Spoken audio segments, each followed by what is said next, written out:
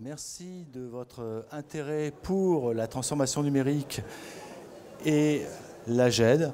Alors je ne sais pas ce qui a suscité votre intérêt principal pour cette conférence, donc organisée par Toshiba et le salon GEN.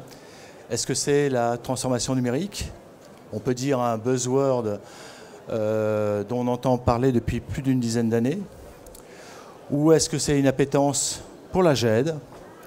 Autre terme aussi un petit peu galvaudé, un peu ancien, 25 ans d'âge, mais qui a su se renouveler au fil des ans et qui prend de nouveaux départs. Alors, pourquoi les deux?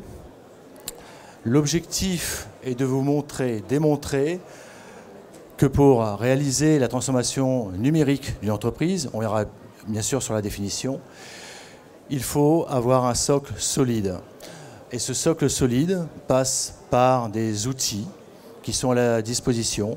Ça peut être un ERP, ça peut être un CRM, mais c'est aussi la gestion électronique de documents. Et nous allons revenir sur ce sujet.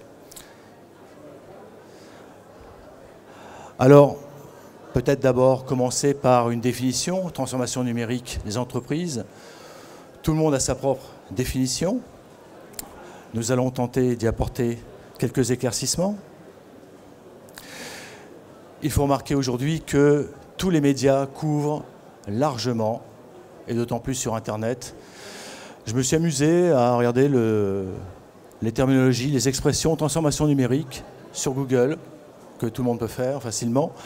1 million d'occurrences pour la transformation numérique, 3 millions pour la transformation digitale, pas moins de 300 livres blancs sur la thématique, 650 sur la transformation, plus de 2000 blogs, et sur certaines revues économiques, plus de 3300 articles traitent du sujet.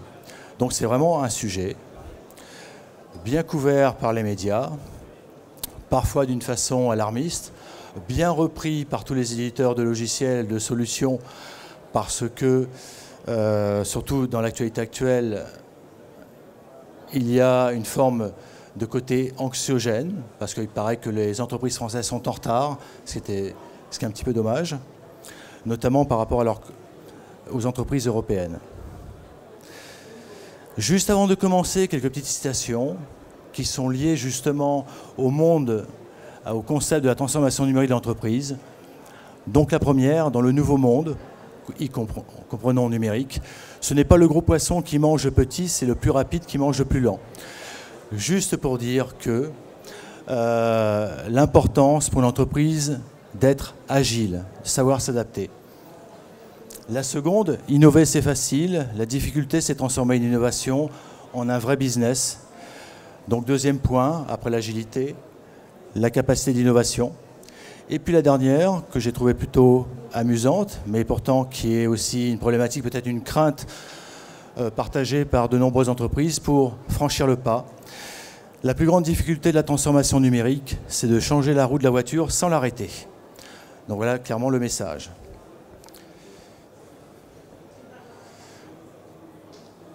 Alors, transformation numérique, c'est notre choix, c'est mon choix.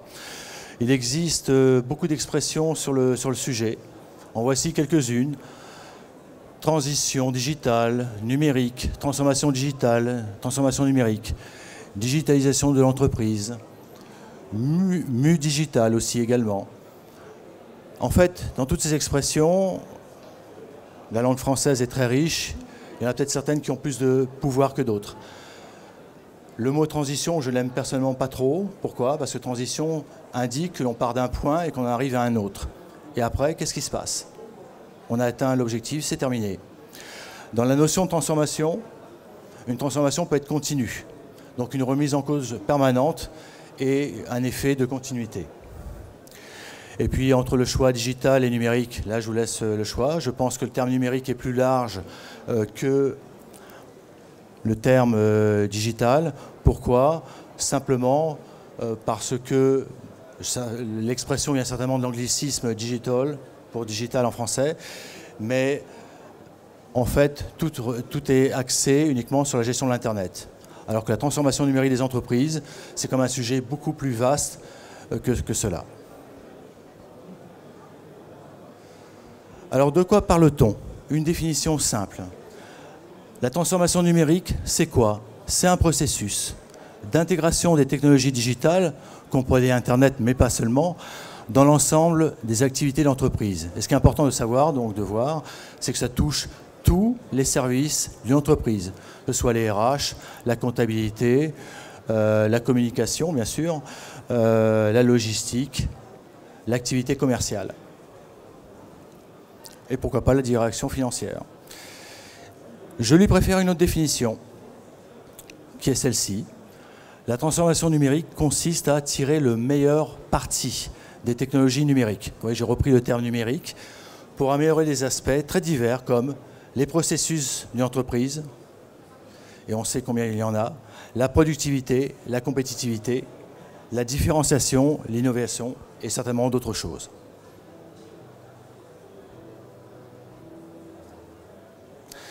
Concrètement, de quelles technologies, de quels outils on parle? Alors, je ne vais pas vous faire un cours sur la transformation numérique, ce n'est pas l'objectif de cette conférence. C'est juste pour qu'on soit en phase sur notre approche.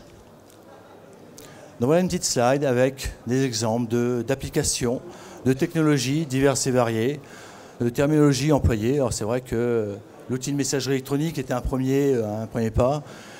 Savoir équiper aussi sa force commerciale de smartphones ou de tablettes ou d'outils pour qu'ils puissent faire signer les contrats, c'est une autre forme. Bien sûr, il y a les sites web, ça peut être simplement un site vitrine, ça peut être aussi un site de e-commerce, ça peut être aussi une plateforme de relations clients.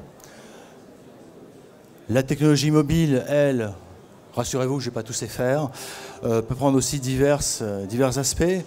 J'en parlais justement, le fait de pouvoir travailler à distance est un point important, mais là on raisonne que pour les entreprises, mais il faut savoir aussi que ça concerne, je dirais, toutes les organisations et aussi le secteur public.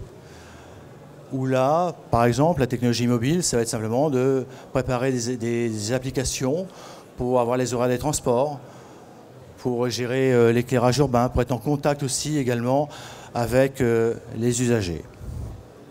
Donc ça peut prendre beaucoup de formes. J'espère que vous m'entendez bien. Parfait. Les enjeux ou l'enjeu. On parle de raison d'être de la transformation numérique. L'enjeu majeur, c'est de créer une entreprise agile, performante, compétitive dans un contexte de mondialisation. Tout le monde le sait. Et les objectifs peuvent être multiples, variés. Chaque entreprise, chaque organisation, selon sa taille, selon son secteur d'activité, aura les siens. Développer son chiffre d'affaires, la rentabilité, créer plus de valeur, fidéliser, recruter des clients, pérenniser son activité, tout simplement. Lancer un nouveau canal de vente. Le e-commerce est une voie. De nouveaux services. Améliorer son service client. Et bien sûr, un autre objectif, réduire les coûts, que ce soit en production, commercialisation, administratif, recrutement. Aujourd'hui, toutes les technologies numériques permettent justement de favoriser cet état et contribuent bien souvent à développer le chiffre d'affaires et en tout cas la rentabilité. Le facteur humain qui est essentiel. Il est important aujourd'hui de transformer sa manière de travailler. On parle d'augmenter la productivité. Lorsqu'on parle en tant que salarié, on n'apprécie pas forcément. Par contre, effectivement, le focus sur le cœur de métier, l'implication des collaborateurs fait aussi partie du lot. Recommandations pour une transformation numérique réussie. Quels sont les risques? Considérez d'abord que seules les grosses structures, les grosses entreprises sont concernées. Aujourd'hui, ça concerne toutes les entreprises, de la TPE, la micro-entreprise, les PME et les grandes structures. Pourquoi pas, même un artisan, plombier, pourquoi ne serait pas aussi confronté à avoir des besoins de transformation numérique? La prise de rendez-vous à distance sur un site web, avoir une vitrine, pas forcément communiquer sur les réseaux sociaux. Chaque entreprise aura ses besoins. Imaginez des retours immédiats. On parle ici de sources à venir, qui seront des gains de temps, d'efficacité, de productivité, de chiffre d'affaires et de marge. Généralement, lorsqu'on change même un processus simple dans une entreprise, regardons par exemple un service comptable, dématérialiser les factures fournisseurs qui arrivent en format papier, c'est pas anodin. Aujourd'hui, ça implique, même si la technologie employée n'est pas si complexe, des efforts et pas forcément toujours, des fois, la possibilité de matérialiser directement le gain de productivité. Par contre, il est clair que lorsqu'on utilise ce type de technologie, comme la démat de factures fournisseurs, les gains de temps et de productivité sont énormes. En plus, on sécurise tout au long de la chaîne. Ça permet aussi d'avoir des circuits de validation beaucoup plus propres. C'est un exemple. Attaquer tout d'emblée. Comme tout projet dans une entreprise, il faut donner le temps au temps, prioriser d'abord les objectifs et les projets. En retenir quelques-uns, les plus importants.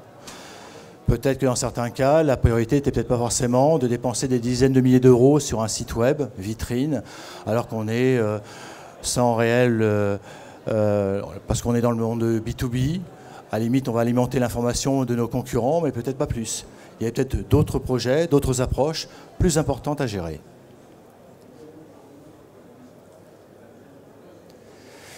En fait, la transformation numérique n'est pas une fin en soi, ce n'est pas le but ultime, mais c'est une clé de la réussite. C'est pour ça que l'on parle de transformation toujours continue. Aujourd'hui, de plus en plus, certaines entreprises se sont lancées dans l'aventure parce que leurs concurrents l'ont fait. Il vaut mieux tard que jamais, mais le risque est là important de se tromper, parce qu'on le fait dans la précipitation. Alors je crois savoir, il y a eu un rapport Deloitte, il y a fin de l'année dernière, qui a analysé l'état d'avancement de la transformation numérique, alors qui regroupait pas mal de sujets. Et la France était en 16e position sur 27 ou 28 pays en Europe, donc c'est pas très bon. Donc effectivement, en France, il y a un retard. Les principaux arguments avancés pour l'aspect français, c'est des problèmes de budget et de complexité des projets. Donc ça veut dire que c'est important. Alors bien sûr, l'argent, c'est pour ça qu'il faut toujours prioriser des objectifs, des projets, avec un ROI le plus rapide possible. Ça, c'est important. Et puis également prendre des sujets simples. On va y revenir.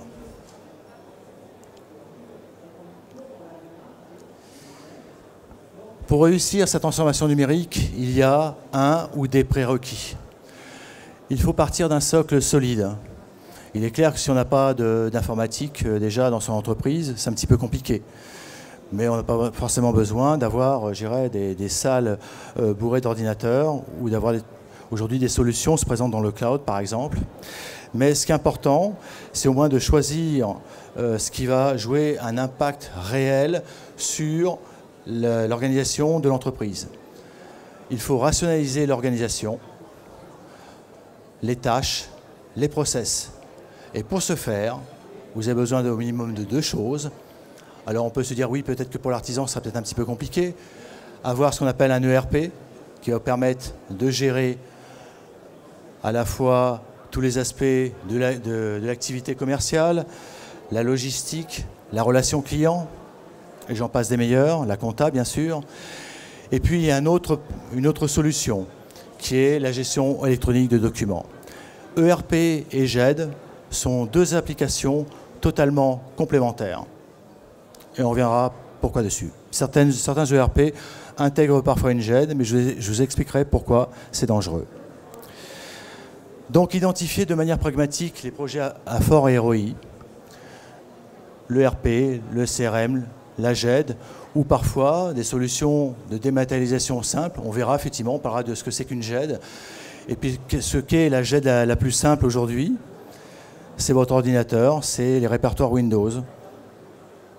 qui vous donne déjà une première approche. Il faut sélectionner les bons partenaires. On ne part pas seul, à moins d'avoir effectivement des équipes dédiées. Et puis viser, comme je disais tout à l'heure, des déploiements tout à fait cadrés et progressifs. On sait qu'il y a des charges. Voilà, on cherche à démarrer par tel ou tel projet et on s'y tient. Et une fois qu'il est terminé, on peut passer au suivant. Comme je disais tout à l'heure, transformation est un processus continu. Alors côté GED, et on va voir effectivement le lien entre les deux. Aujourd'hui, gestion électronique de documents, comme je disais, c'est un terme assez ancien. Il y a eu des versions différentes. Aujourd'hui, les professionnels du marketing cherchent à renouveler le concept. Pourtant, si ça existe depuis 25 ans, c'est qu'il y avait de bonnes raisons.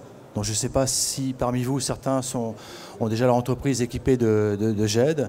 Si ce n'est pas le cas, ça devrait vous intéresser. La gestion des documents, aujourd'hui, dans une entreprise, tous les documents, on en génère, on en reçoit, on en fait circuler.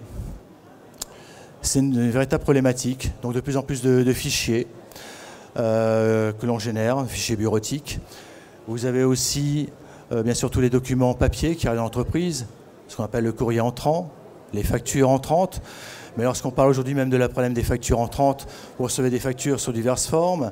Vous recevez des factures, bien sûr papier, par le service courrier. Vous recevez également des factures électroniques ou simplement parfois des fichiers PDF dans un simple mail. Et tout cela, il faut le gérer. Donc, généralement, lorsqu'on a beaucoup de documents à gérer, en plus chacun a ses documents sur son propre ordinateur, donc ça crée aussi un souci. Il peut y avoir des serveurs de fichiers communs qui ne sont pas forcément facilement administrés, puis le jour où il y a une panne, ça devient un peu compliqué.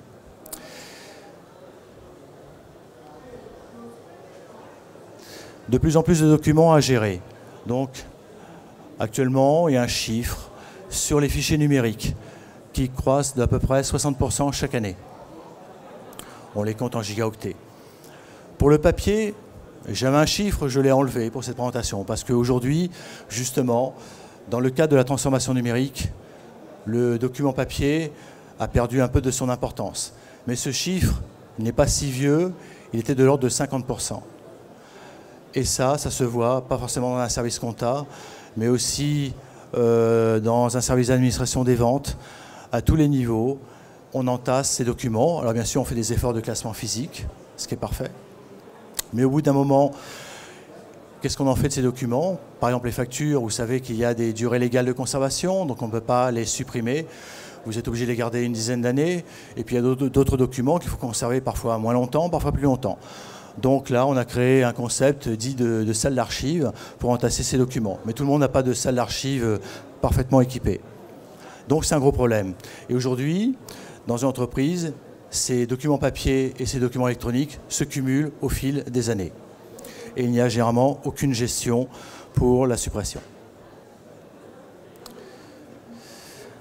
Alors, on a classé ces documents de manière physique ou dans ces répertoires Windows, mais on se dit, bon, si c'est juste les classer et on n'a plus besoin après, finalement, c'est pas trop grave. Mais le problème vient où on a effectivement besoin de ces documents. Et le temps de recherche, c'est pour ça qu'on a créé la GED. C'est justement un outil qui permet quoi? Tout simplement de classer, de stocker dans un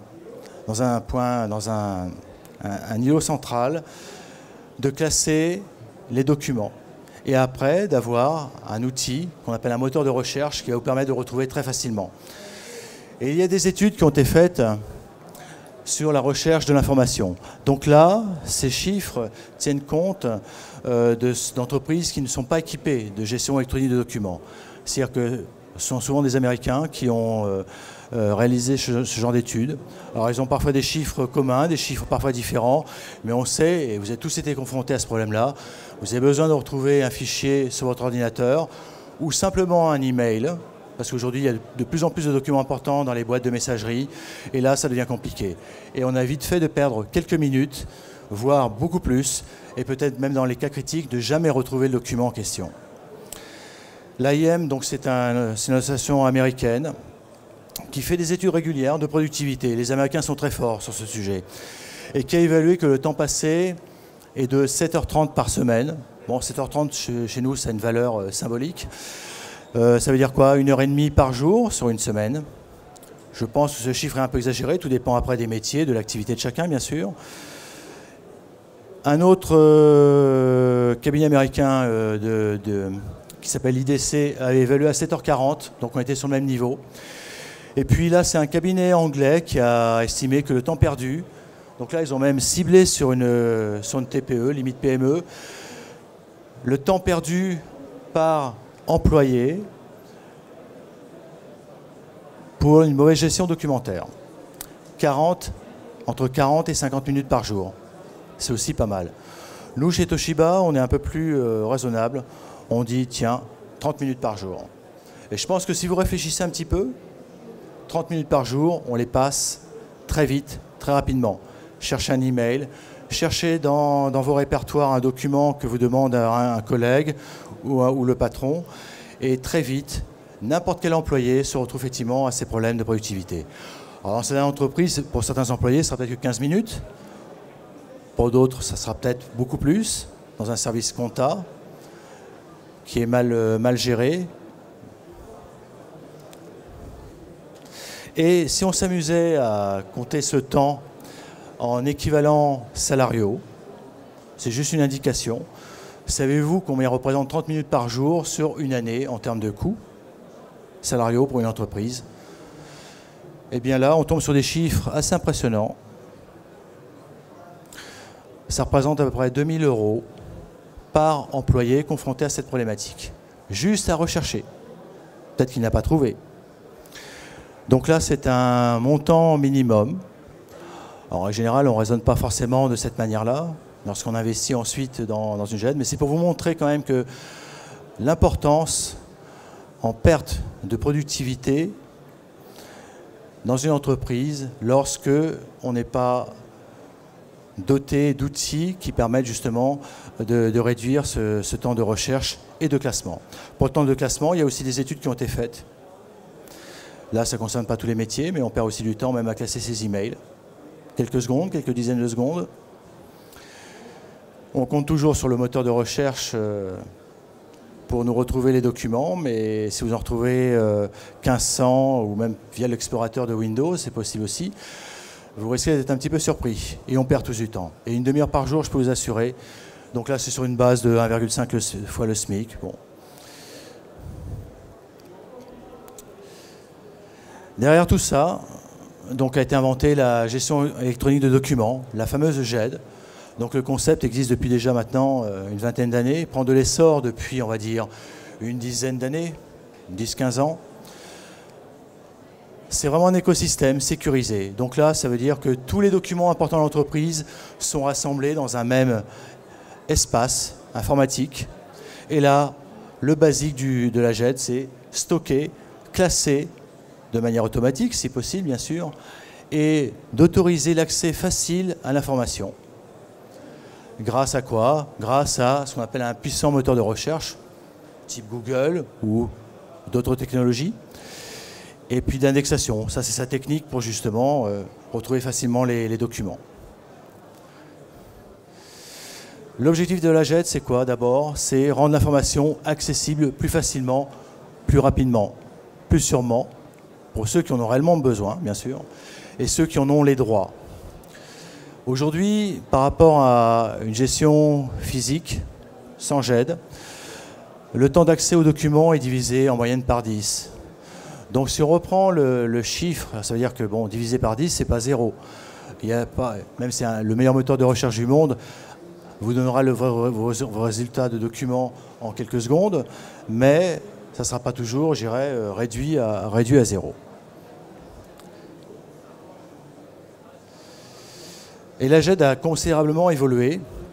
Alors là, ce n'est pas le but. On aurait pu faire des démonstrations, mais si vous voulez voir ce que fait aujourd'hui une GED, je vous engage à contacter l'équipe Toshiba. Nous en avons plusieurs à notre catalogue. Une GED aujourd'hui, elle se doit collaborative. C'est-à-dire que le fondamental, comme je dis, c'est l'accès à l'information. Et puis derrière, au fil des années, se sont rajoutés des outils qui permettent de favoriser le travail en équipe, le travail collaboratif. Ça peut être des fois une simple délégation de tâches, ce qu'on appelle aussi un mini workflow, c'est-à-dire transmettre un document à quelqu'un et lui demander des actions. Et tout ça de manière électronique, numérique. Elle est multicanale, qu'est-ce qu'on veut dire par là? C'est qu'elle est aujourd'hui capable, puisqu'une GED, il faut l'alimenter, donc d'accueillir tout type de documents, bien sûr aux fichiers informatiques, issus de vos postes. C'est récupérer bien sûr, très important, tous les emails, les documents papier, parfois des informations issues de bases de données et parfois aussi des informations issues de sites web sous la forme de formulaires. Donc aujourd'hui, elle s'étoffe de plus en plus pour accueillir tout type de documents, quel que soit son format. Alors ce qui est important, c'est que dans une GED, généralement on stocke des documents qui ne sont pas destinés à un archivage, mais des documents vivants, liés à l'activité de l'entreprise. Et puis la GED, de plus en plus, on a parlé tout à l'heure de dématérialisation de process. Elles sont de plus en plus capables de faire cela, dématérialiser, automatiser tous les flux, les process d'une entreprise, donc tout ce qui est lié à la circulation de documents, que ce soit les documents entrants. On parlait de dématérialisation de factures fournisseurs, on parlait de dématérialisation de courrier entrant. En termes de dématérialisation sortante, il y en a pas mal. Ça peut être bien sûr les factures là sortantes, donc les factures clients. Ça peut être géré de manière électronique des demandes d'achat, les demandes de congés, la gestion des paiements de notes de frais, etc., etc. On peut gérer, je ne dirais pas quasiment modéliser, mais la plupart des process d'une entreprise au sein d'une même application. Alors, elles ne sont pas toutes capables de le faire, bien sûr. C'est pour ça qu'il faut choisir la bonne. Et puis aussi, une GED aujourd'hui, même si on a gardé cet acronyme de 3 lettres, échange des documents avec votre système d'information. Elles sont capables, justement, dans le cas de démat de facture fournisseur, d'aller communiquer avec votre outil comptable, de gérer la partie saisie comptable, qui est une opération qui est chronophage, et d'aller jusqu'à l'écriture comptable dans vos systèmes. Ça peut être simplement parfois de l'échange de données avec un ERP, avec un CRM, avec un système, avec un ERP plutôt orienté logistique. Tout est possible.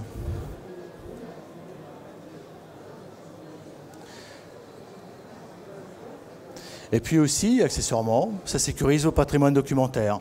Au lieu d'avoir les informations dispersées sur chacun de vos ordinateurs ou serveurs, là, tout est concentré. Alors soit sur des serveurs physiques aussi également, mais pour lesquels on assure bien sûr des solutions de backup pour préserver ce fameux patrimoine, ou en mode SaaS, qui est le plus souvent, je dirais, commercialisé actuellement. Donc le ERP GED, c'est vraiment 2 outils indispensables, complémentaires. La base du socle qui va permettre vraiment d'amorcer une véritable transformation numérique. Avant de se transformer vis-à-vis de l'extérieur, il faut aussi savoir se transformer dans l'entreprise.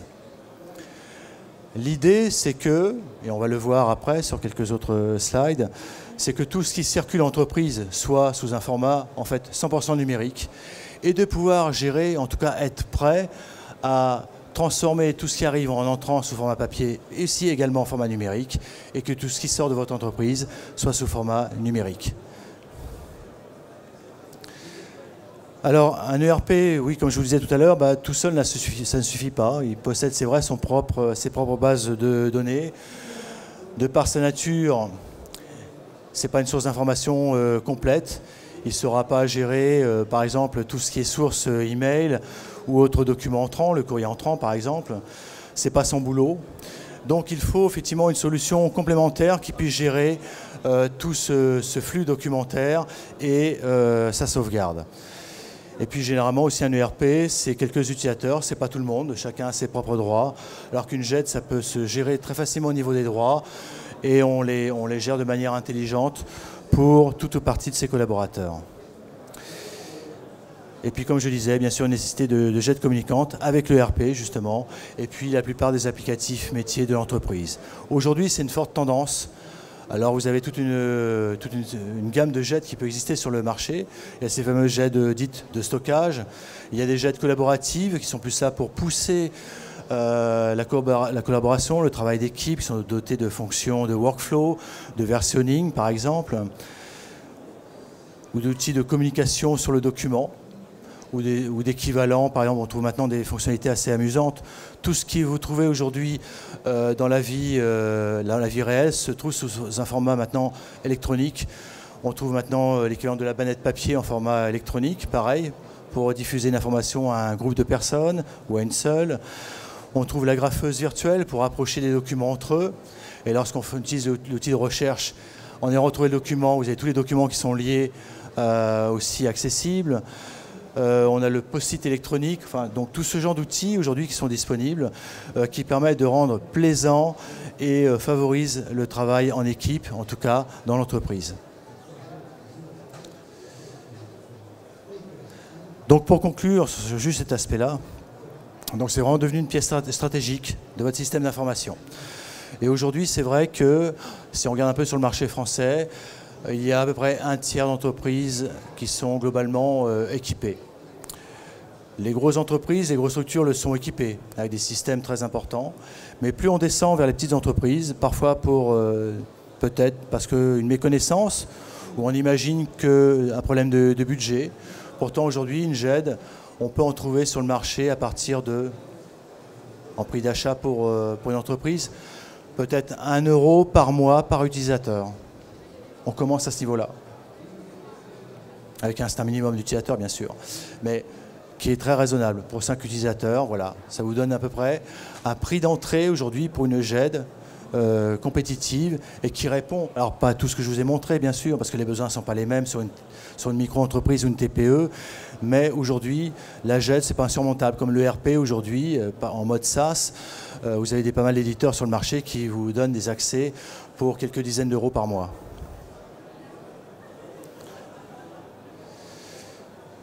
Et puis aussi, c'est un peu ce que je disais tout à l'heure, tous vos flux de circulation documentaire en entreprise deviennent ou vont devenir numériques. C'est aussi supprimer ce qu'on appelle les ruptures numériques. Qu'est-ce que c'est qu'une rupture numérique? En fait, tous les fichiers numériques que l'on a, enfin tous les fichiers papier que l'on a, ont une origine forcément numérique. Ils ont été édités par un ordinateur, c'est un fichier PDF, un fichier Word qu'on a imprimé. Et après, on le rescanne, on repasse en mode numérique. Et l'idée aussi, c'est par tous ces processus de dématérialisation, d'éviter cette rupture numérique.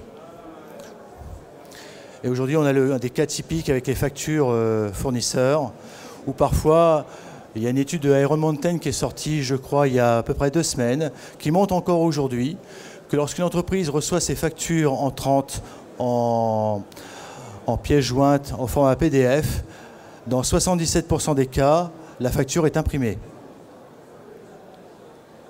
Voilà, je vous laisse.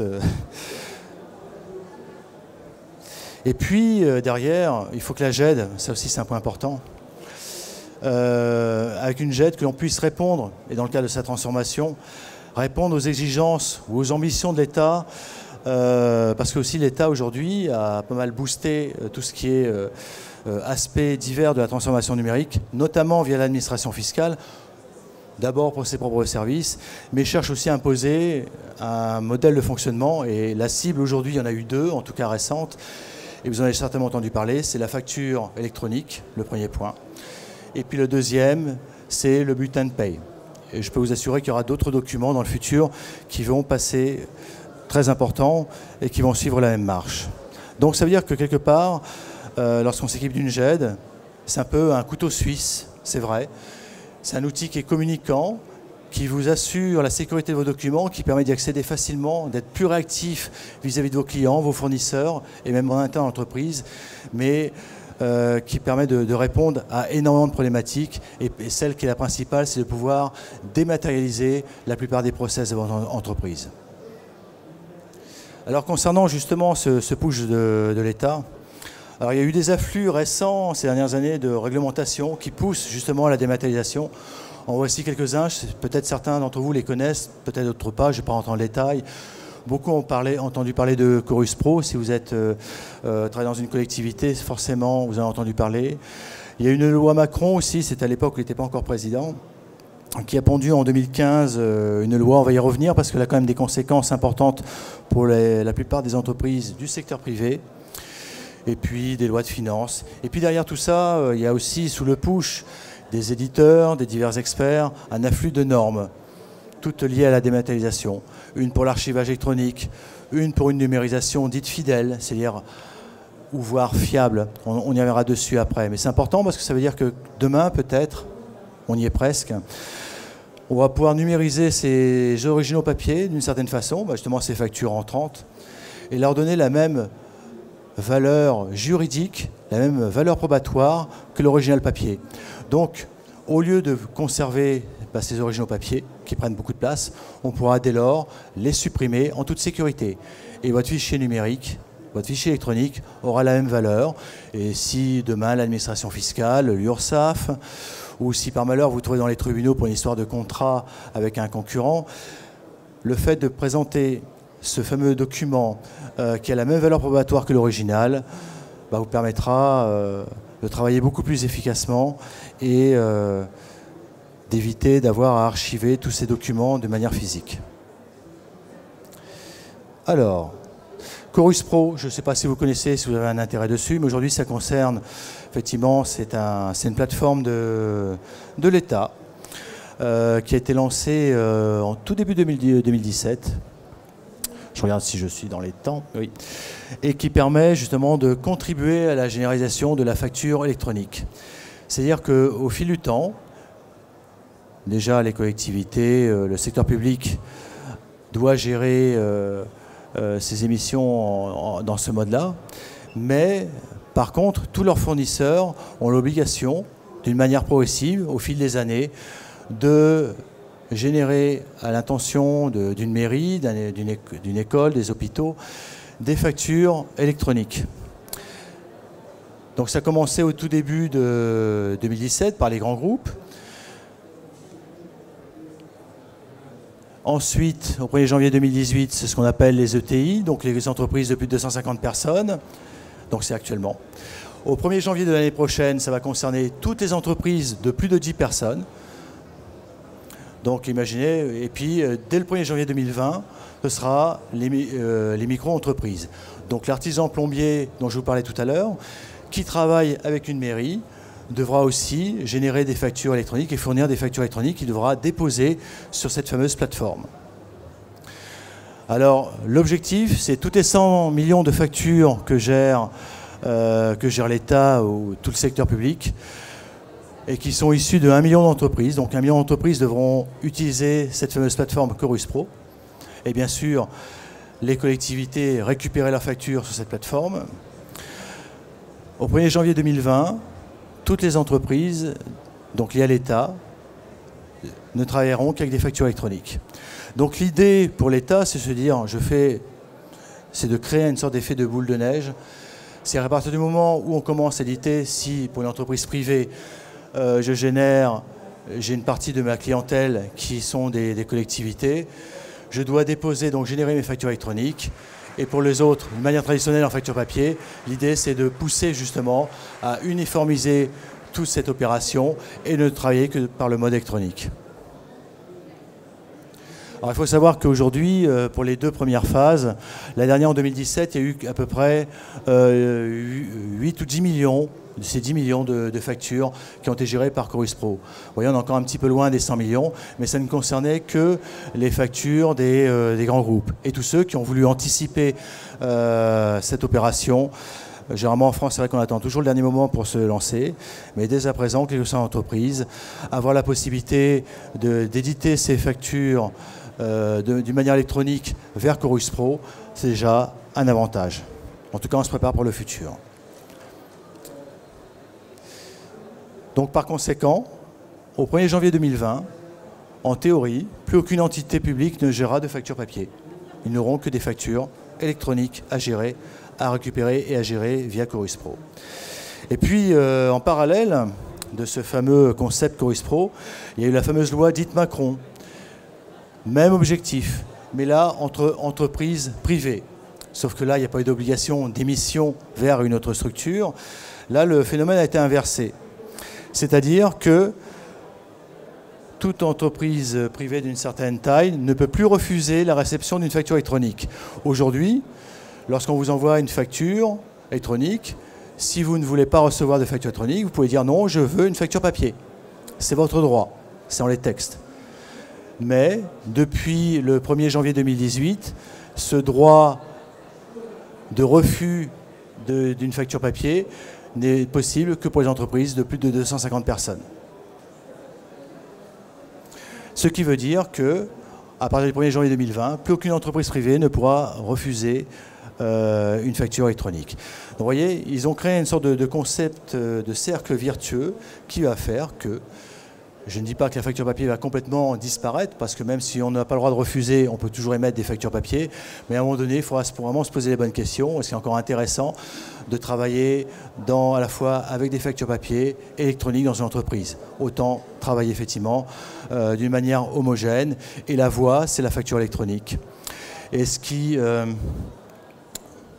intéressant aussi, pour faire un lien avec la gestion électronique des documents, c'est que la plupart des GED maintenant ont la capacité de pouvoir récupérer, alors ça c'est côté collectivité, ces fameuses factures qui ont été déposées Chorus pour justement automatiser. Imaginez une mairie aujourd'hui, une petite mairie, elle reçoit à la fois des factures de grands groupes qui arrivent sur le mode Chorus, elle en reçoit des factures papier, elle reçoit des factures électroniques par un autre biais, voire des emails en format PDF. Donc tout ça, toutes ces factures qui arrivent de diverses manières, il faut justement une solution pour centraliser, et c'est l'objectif d'une GED. Et puis aussi à l'inverse, pour les entreprises privées, pouvoir exporter, puisque lorsqu'on émet ces factures, il est aussi intéressant de les sécuriser, la GED est là pour ça, et de pouvoir avoir une porte de sortie vers Chorus, et là de déposer à l'intention de tous ces clients du secteur public directement toutes ces factures. Le bulletin de paie, je vais passer rapidement parce que j'ai l'impression que je déborde un petit peu. Même combat, vous savez que maintenant le bulletin de paie dématérialisé, c'est un peu la règle de base, mais il n'y a pas d'obligation. C'est un nouveau gisement d'économie, en tout cas pour ceux qui en éditent pas mal. Et là, donc au niveau technologie, c'est ce concept à la fois de gestion de la signature électronique, on demande un coffre-fort numérique également, et de CPA. Et souvent, ces technologies, de plus en plus, se développent ou travaillent de manière conjointe avec une GED du marché. Et en tout cas, c'est ce que nous faisons avec Toshiba. Et puis le zéro papier, j'en ai parlé un petit peu tout à l'heure. C'est encore un concept aujourd'hui qui, au niveau juridique, texte, normatif, a bien avancé. Il y a même des textes de l'administration fiscale qui permettraient, normalement, lorsqu'on les numérise sous condition, d'une certaine manière, en respectant certaines règles que sont la signature électronique, vous voyez aussi la conséquence de la transformation numérique, de stocker ça dans les règles de l'art, dans un coffre-fort électronique par exemple, et puis en respectant certaines normes de numérisation, de format, etc., de pouvoir supprimer ces factures entrantes. Mais, alors ça, c'est généralement un process qui est toujours un petit peu lent, côté, je dirais, texte de loi, et notamment de l'administration fiscale. C'est pour très bientôt. En fait, est attendu aussi ce qu'on appelle un référentiel de certification, qui là ira plus loin que la partie, je dirais, facture, papier que l'on numérise et que l'on pourra ensuite supprimer. Mais on attend encore des précisions sur ce qu'on appelle, peut-être certains d'entre vous connaissent ce BOFIP, hein, qui est un peu le manuel d'emploi qui est délivré par l'administration fiscale. Ça fait des centaines et des centaines, voire des milliers de pages, dans lequel on vous décrit le process pour justement numériser et à l'avenir pouvoir supprimer en toute sécurité sans aucun problème. Le dernier texte date de juillet 2018, donc c'est très récent, mais il manque encore quelques petits trucs qui vont permettre de partir en toute sécurité dans cette opération. Donc ne le faites pas pour l'instant, ne supprimez pas vos factures. On attend encore justement quelques éléments d'information supplémentaires. Comme je disais, il y a les lois et puis il y a les divers codes, parce que ce qui marche pour le code des impôts ne marche pas forcément pour le code du commerce. Et puis il y a la lecture de la loi, l'interprétation. Et là, il faut être vraiment très clair. Donc pour l'instant, bientôt, on attend. Sachez que dans d'autres pays d'Europe, sur Belgique, Luxembourg, qui n'est pas très loin, ce mode est déjà actif depuis longtemps. Comment bien choisir sa GED? Donc je ne vais pas rentrer trop dans les détails, mais comme je vous disais tout à l'heure, c'est un petit peu un résumé de ce que j'ai dit. Choisir sa solution est essentiel, choisir un bon outil est essentiel. Une solution qui correspond vraiment aux besoins des clients, mais qui soit aussi évolutive. C'est-à-dire que demain, votre entreprise, grâce à votre transformation numérique, va croître, donc être capable d'évoluer avec vous. Et puis aussi qui répondent à tous ces besoins d'actualité réglementaire dont je vous ai fait part il y a quelques instants, et qui tiennent, pourquoi pas, des briques à disposition spécialement pour Chorus, pour d'autres ERP par exemple, et qui pourront peut-être un jour gérer la copie fiable. Cloud ou pas cloud, là le sujet est ouvert. Tout le monde connaît aujourd'hui les avantages du mode cloud. Aujourd'hui, le cloud, c'est pas la même chose qu'il y a 10 ans, c'est hyper sécurisé. Par contre, il y a une notion qui peut être importante, qui est la notion de cloud souverain. C'est-à-dire que là, la plupart des éditeurs de GED qui travaillent en cloud, en mode SaaS, travaillent en tout cas en France avec des hébergeurs français et l'hébergement s'effectue en France. C'est ce qu'on appelle le cloud souverain. Et aujourd'hui, c'est une contrainte, en tout cas une directive. Il y a un décret qui est sorti en 2016 pour toutes les entreprises du secteur public. Donc le cloud souverain n'est pas une vue de l'esprit, c'est un fait. Qui est en totale contradiction avec le Cloud Act. Là, c'est les dernières idées de Trump qui datent d'avril 2018 et en totale contradiction avec le RGPD et qui permettrait à l'entreprise américaine de même installer en France et les data centers français de malgré tout pouvoir répondre à des demandes du gouvernement américain. Donc voilà, deux mondes complètement opposés. Donc si vous choisissez une solution en cloud, choisissez-les en fonction de ce critère de cloud souverain pour éviter tout problème. Et puis bien sûr, une GED, ça se prépare. Et ça se prépare par bien sûr avec le partenaire que vous avez choisi, par une série d'audits, et puis un accompagnement aussi qui est important. Là, on est aussi dans la conduite du changement. On a parlé tout à l'heure de dématérialiser des tâches, des processus. Donc là, il y a une manière de travailler qui est aussi différente, même si elle est très proche de la réalité physique. On gagne du temps, on est plus productif, mais l'accompagnement est essentiel. Et puis tous les services qui viennent avec. Et puis bien sûr, point important, même si ce n'est pas cela qui va vous rendre conforme au RGPD, toutes les solutions de GED doivent être au moins conformes, justement, respecter certaines règles en termes de sécurité. Mais déjà nativement, on le faisait déjà très bien. Et un déploiement maîtrisé. Là, c'est juste pour vous dire que lorsqu'on fait une GED, on n'attaque pas tous les projets d'un seul coup. On s'intéresse à un service. Ça peut être le service compta, par exemple la démat de facture fournisseur. Après, on va passer au RH pour dématérialiser tous les documents liés au recrutement, les contrats, tous les contrats divers et variés, les process de recrutement. Et puis la logistique, par exemple aussi, ça peut être aussi un service ensuite. C'est déjà mesurer un degré de satisfaction sur un service et après passer, déployer vers d'autres services. Donc ce sont des processus qui peuvent être assez longs, mais il vaut mieux effectivement prendre le temps et puis réussir pleinement ces déploiements. Donc là, c'est un peu les facultés fondamentales, je vous laisse le découvrir. On a un petit peu ce qu'on a dit tout à l'heure. Je ne vais pas rentrer trop dans la technologie, hein, mais on a parlé de signature électronique, de l'ADRA, de workflow. La grande faculté aussi qu'on demande à NGED, c'est justement d'établir ou de pouvoir avoir des passerelles vers les ERP, des softs de compta ou d'autres applicatifs métiers. Ça, c'est primordial. Et bien sûr, Chorus. Là, c'est un exemple de schéma, je vous explique un petit peu comment ça fonctionne. Je ne vais pas non plus rentrer dans le détail, puisque là, il y a tout l'aspect technique. Donc, on a vraiment toute la partie capture multicanal, et puis toutes les possibilités de gestion de ces documents. Il y a même des GED qui vont évoluer demain vers ce qu'on appelle le business intelligence, donc ils sont capables non plus de gérer les documents, mais le contenu des documents, donc l'information. Donc ils permettront d'éditer des aides à la décision. Le fait de travailler avec des formulaires électroniques, c'est aussi, ou même simplement un appareil mobile, d'avoir sur son smartphone la possibilité de valider l'étape d'un workflow. Dont vous êtes patron d'une entreprise, vous avez besoin de valider une facture importante, avec votre smartphone, vous pouvez le faire en 15 secondes et d'une manière tout à fait sécurisée. Vous êtes à l'autre bout du monde en ce moment-là, en Chine peut-être, pour exporter. Et là, vous avez la possibilité de pouvoir gérer effectivement tout ça facilement. Et puis, comme je vous disais, une GED, ça intervient dans tous les services de l'entreprise. Là, vous avez un exemple de quelques process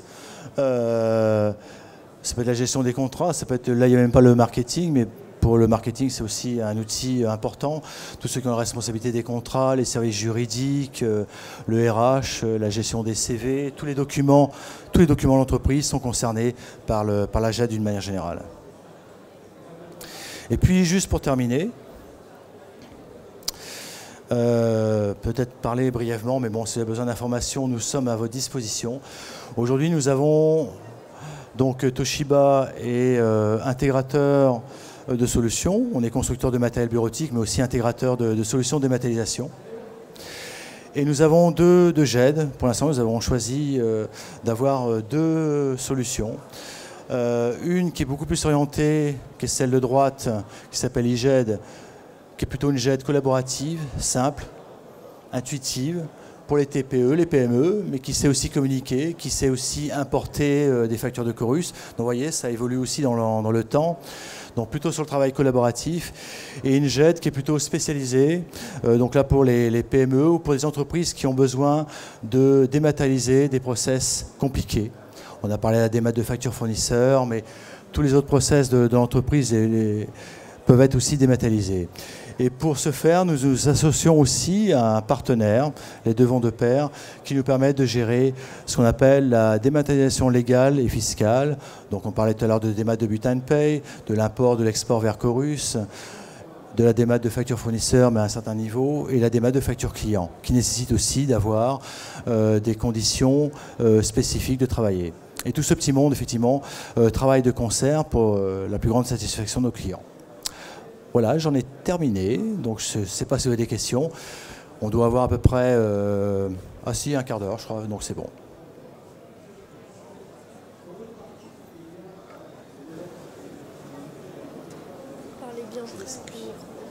Bonjour, merci pour votre intervention et vos éclairages. Ma question, elle est plus sur... On a déjà une gestion électronique de nos documents dans l'entreprise, ThyssenKrupp pour ne pas la citer. Et notre problématique, c'est qu'on imprime énormément de documents pour avoir une signature. Et ma question, en fait, c'est comment on peut, avec la GED actuelle et les outils qui sont à notre disposition, en respectant le cadre légal et les exigences normatives, pouvoir générer de la signature électronique sans avoir besoin d'imprimer ce dit document en ayant des collaborateurs qui n'ont pas de user Windows, parce qu'on fonctionne sur cette plateforme-là, et qui se connectent sur un PC avec un mot de passe global. Je ne sais pas si vous avez bien cerné le... C'est quel type de document ? C'est des documents qui vont attester d'un suivi de formation. Ou ça peut être un contrat, ça peut être un contrat de travail, ça peut être... Justement, ça c'est un thème qui devrait arriver dans pas mal de GED. Celle que l'on a en termes de gestion, de signature, peut-être dans le cadre... je ne pense pas que des PU travaillent sur ce type de concept. Non. Mais ce que l'on sait, c'est que alors ce sont des solutions indépendantes, mais ces technologies vont être de plus en plus intégrées dans les GED, en tout cas dans celles que nous aurons plus tard.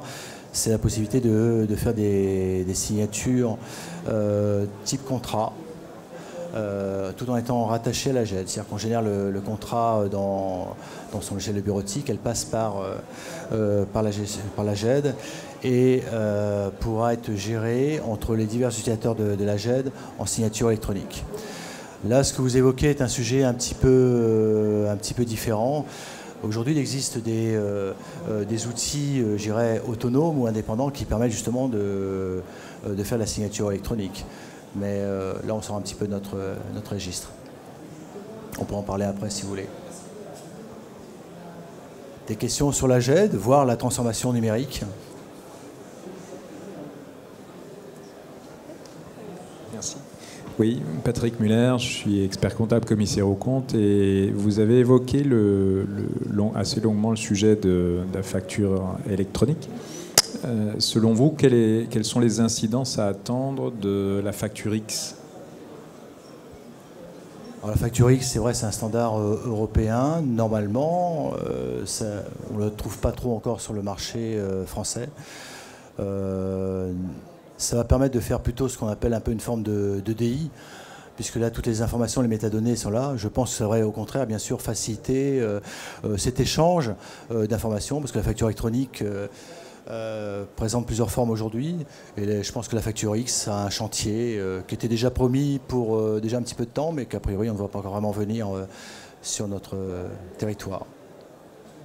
Mais c'est, quand je vous parlais effectivement de GED évolutive, c'est aussi un des points importants. Le jour où il y aura effectivement des besoins manifestés par, je dirais, nos clients, nos prospects, il est clair que là, les éditeurs tout de suite sautent sur le sujet. Ça serait un peu ballot de rater une opportunité. D'autres questions?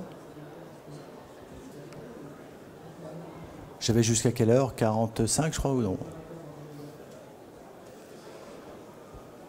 Bon, bah écoutez, s'il n'y a pas d'autres questions, nous sommes à votre disposition. Le stand Toshiba est juste à côté. Et moi, je serai aussi également là pour répondre à toutes vos questions et répondre à vos commentaires. Merci beaucoup. Bon week-end à vous.